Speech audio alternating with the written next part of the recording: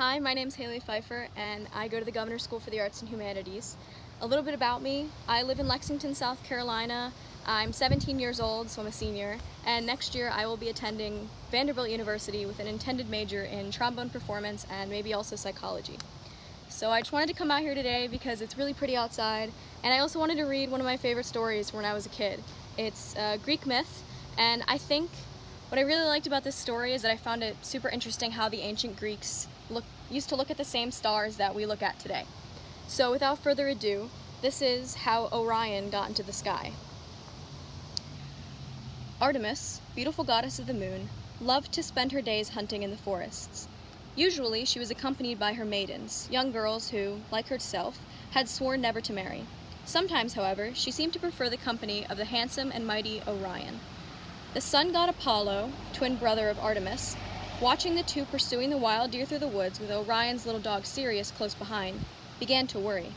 Orion and Artemis were only friends now, but suppose the mischievous little god of love, Eros, should make them fall in love, and the moon goddess were to break her vow never to marry.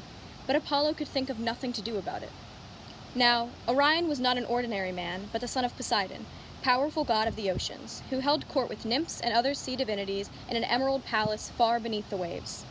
Poseidon had given Orion the amazing power of wading with gigantic strides right through the sea with only his head above the water. It was the perfect pastime for those summer days that were too warm for hunting, particularly since the dolphins and other sea creatures loved to frisk happily about him as he made his way through the glistening waves. One afternoon, Artemis and Apollo were high on a mountain, competing to see which could shoot farther and more accurately with the bow and arrow. Apollo, whose eyesight was unusually keen, caught sight of a black object far out on the sea.